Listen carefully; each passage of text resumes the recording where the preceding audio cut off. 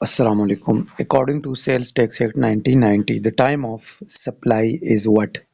Time of supply کے بارے میں یہ کہتے ہیں کہ supply of goods other than hire purchase. اچھا اگر کوئی goods جو agreement لیز وغیرہ کے علاوہ ہے ان کی time of supply کب consider ہوگی؟ تو ان کی time of supply ہوگی when goods are delivered or made available to the recipient. اچھا اگر کسی ریسیپینٹ کو گڈز اویلیبل ہوئے یا وہاں سے ڈیلیور ہوئے تو یہ ٹائم آف سپلائی اس ٹائم کو کنسیڈر کی جائے گی.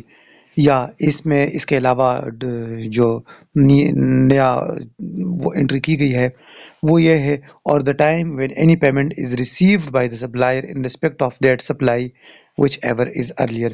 اگر سپلائر نے کوئی رقم وصول کی یا جو ریسیپینٹ ہے اس کو گڈز ریسیو ہوئی، ان دونوں میں سے جو جلدی ہوا یہ ٹائم آف سپلائی کنسیڈر ہوگی.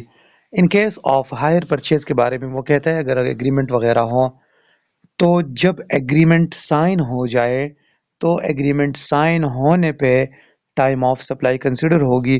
پھر پتہ نہیں گڈز کب ڈیلیور ہوں گی یا کب ریسیٹ ہوگی بائی دی ریسیور، لیکن جب ایگریمنٹ سائن ہو جائے تو وہ ٹائم آف سپلائی کنسیڈر ہوگی.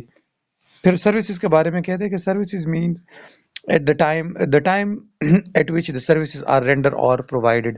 اگر کسی سروس کو پرووائڈ کیا گیا یا جو سروس ریسیور ہے اس نے رینڈر کی سروس تو اس ٹائم کو ٹائم آف سپلائی کنسیڈر کی جائے گی under the sales tax act 1990.